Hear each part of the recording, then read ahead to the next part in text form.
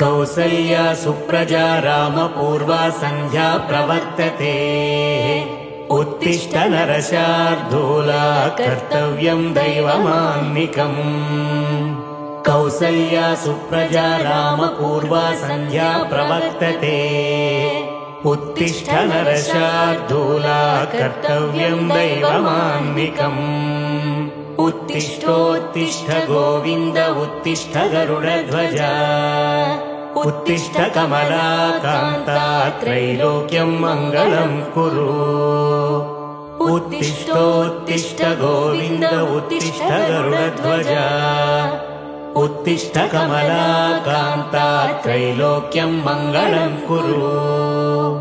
मातः समस्त जगतां मधुकैटभारेः वक्षो विहारिणि मनोहर दिव्यमूर्ते श्रीस्वामिनि श्रितजनप्रियदानशीले श्रीवेङ्कटेश दयिते तव सुप्रभातम् मातः समस्त जगतां मधुकैटभारेः वक्षो विहारिणि मनोहर दिव्यमूर्ते श्रीस्वामिनि श्रितजनप्रियदानशीले श्रीवेङ्कटेश दयिते तव सुप्रभातम् तव सुप्रभातमरविन्दलोचने भवतु प्रसन्नमुखचन्द्रमण्डले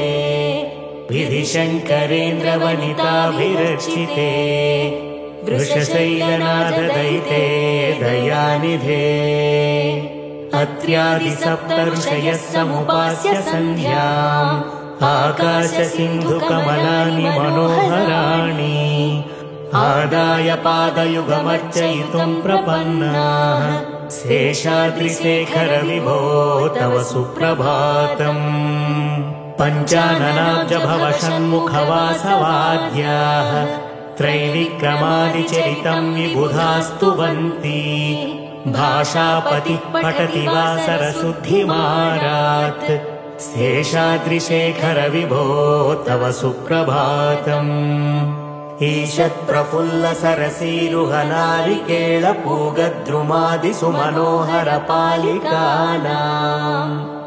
आवाति मन्दमनिलः सह दिव्यगन्धैः शेषाद्रिशेखर विभो तव सुप्रभातम् उन्मील्य नेत्रयुगमुत्तमपञ्जरस्थाः पात्रावशिष्टकदलीफलपायसानि भुक्त्वा सलीलमथ केलिसुखा पठन्ति शेषाद्रिशेखर विभो तव सुप्रभातम् तन्त्री प्रकर्ष मधुरस्वनया विपञ्च्या गायत्यनन्तचरितं तव नारदोऽपि भाषा समग्रमसकृत्करचाररम्यम् शेषाद्रिशेखर विभो तव सुप्रभातम् भृङ्गावळी च मकरन्दरसानुविद्धझङ्कारगीतनिनदैः सह सेवनाय निर्यात्युपान्तसरसी कमलोदरेभ्यः शेषाद्रिशेखर विभो तव सुप्रभातम् योषागणेन वरदग्निविमध्यमाने घोषालयेषु दधिमन्थनतीव्रघोषाः रोषात्कलिं विदधते ककुभश्च कुम्भाः शेषाद्रिशेखर विभो तव सुप्रभातम् पद्मेशमित्रशतपत्रगतालिवर्गाः हर्तुं श्रियं कुवलयस्य निजाङ्गलक्ष्म्याः भेरीनिनादमिव बिभ्रति तीव्रनादम् शेषाद्रिशेखर विभो तव सुप्रभातम् श्रीमन्नभीष्टवरदाखिललोकबन्धो श्री श्रीनिवास जगदेकदयैकसिन्धो श्रीदेवतागृहभुजान्तर दिव्यमूर्ते श्रीवेङ्कटाचलपते तव सुप्रभातम् श्रीस्वामि पुष्करिणिकाप्लवनिर्मलाङ्गाः श्रेयोर्धिनो हर विरिञ्चि सनन्दनाद्याः त्वद्वारे वसन्ति वरनेत्रहतोत्तमाङ्गाः श्रीवेङ्कटाचलपते तव सुप्रभातम् श्रीशेषशैलगरुडाचल वेङ्कटाद्रिनारायणाद्रिवृषभाद्रिवृषाद्रिमुख्याम् आख्याम् त्वदीयवसतेन ऋषम् वदन्ति श्रीवेङ्कटाचलपते तव सुप्रभातम् सेवापराः शिव सुरेश कृशानुधर्म रक्षोऽम्बुनाथ पवमान धनाधिनाथाः बद्धाञ्जलि प्रविलसन्निज शीर्षदेशाः श्रीवेङ्कटाचलपते तव सुप्रभातम् धाटीषु ते विहगराज मृगाधिराज नागाधिराज गजराज हयाधिराजाः स्वस्वाधिकारमहिमादिकमर्धयन्ते श्रीवेङ्कटाचलपते तव सुप्रभातम् सूर्येन्दुभौमबुधवाक्पतिकाव्यसौरि स्वर्भानुकेतु दिविषत्परिषत्प्रधानाः त्वद्वा सदा सचरमावधिदासदासाः श्रीवेङ्कटाचलपते तव सुप्रभातम् त्वत्पादधूलिभरितस्फुरितोत्तमाङ्गाः स्वर्गापवर्गनिरपेक्षनिजान्तरङ्गाः कल्पागमाकलनयाकुलताम् लभन्ते श्रीवेङ्कटाचलपते तव सुप्रभातम् त्वर्गो पुराग्रशिखराणि निरीक्ष्यमाणाः स्वर्गापवर्गपदवीम् परमाश्रयन्तः मर्त्या मनुष्यभुवने मतिमाश्रयन्ते श्रीवेङ्कटाचलपते तव सुप्रभातम् श्रीभूमिनायक दयादिगुणामृताब्दे देवादिदेव जगदेक शरण्यमूर्ते श्रीमन्ननन्त गरुडादिभिरर्चिताङ्घ्रे श्रीवेङ्कटाचलपते तव सुप्रभातम् श्रीपद्मनाभ पुरुषोत्तम वासुदेव वैकुण्ठमाधव जनार्दन चक्रपाणि श्रीवत्सचिह्न शरणागत पारिजाता श्रीवेङ्कटाचलपते तव सुप्रभातम् कन्दर्पदर्पहर सुन्दर दिव्यमूर्ते कान्ताकुचाम्बुरुह कुट्मललोल दृष्टे कल्याण निर्मल गुणाकर दिव्यकीर्ते श्रीवेङ्कटाचलपते तव सुप्रभातम् मीनाकृते कमठकोल नृसिंहवर्णिम् स्वामिन् परश्वथ तपोधन रामचन्द्र शेषां शरामयदुनन्दन कल्किरूप श्रीवेङ्कटाचलपते तव सुप्रभातम् एलालवङ्गघनसार सुगन्धितीर्थम् दिव्यम् वियत्सरिति हेमघटेषु पूर्णम् धृत्वाद्यवैदिकशिखामणयः प्रहृष्टाः तिष्ठन्ति वेङ्कटपते तव सुप्रभातम् भास्वानुदेति विकचानि सरोरुहाणि सम्पूरयन्ति निनदैककुभो विहङ्गा श्रीवैष्णवास ततः मर्धितमङ्गलास्ते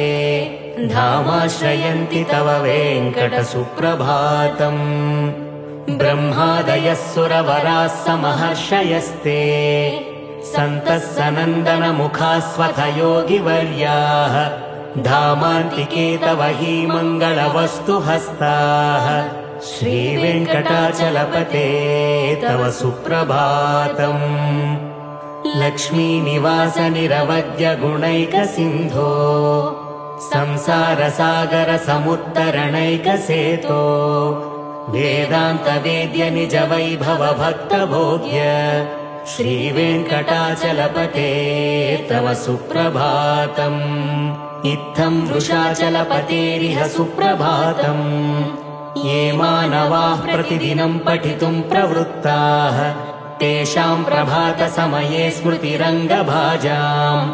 प्रज्ञाम् परार्धसुलभाम् परमाम् प्रसूते कमलाकुचूचुककुङ्कुमतो नियतारुणितातुलनीलतनो कमलायतलोचनलोकपते विजयी भव वेङ्कटशैलपते कमलाकुचूचुककुङ्कुमतो नियतारुणितातुलनीलतनो कमलायतलोचनलोकपते विजयी भव वेङ्कटशैलपते सचतुर्मुख षण्मुख पञ्चमुख प्रमुखाखिलदैवतमौळिमणे शरणागतवत्सलसारनिधे परिपालय मां वृषशैलपते अतिवेलतया तव दुर्विषहैरनुवेलकृतैरपराधशतैः भरितं त्वरितं वृषशैलपते परया कृपया परिपाहि हरे अधिवेङ्कटशैलमुदारमते जनताभिमताधिकदानरतात् परदेवतया गदितानि गमैकमलादयितान्न परङ्कलये कलवेणुरवावश गोपवधूशतकोटिवृतात्स्मरकोटिसमात् प्रतिपल्लविकाभिमतात् सुखदात् वसुदेवसुतान्न परङ्कलये अभिरामगुणाकरदाशरथे जगदेकधनुद्धर धीरमते रघुनायक राम रमेश विभो वरदो भवदेव दया जलधे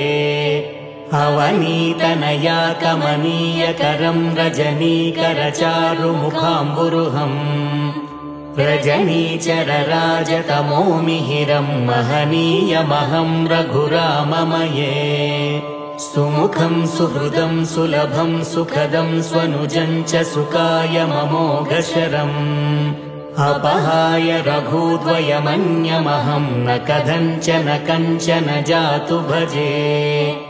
विना वेङ्कटेशं ननाथो ननाथ सदा वेङ्कटेशं स्मरामि स्मरामि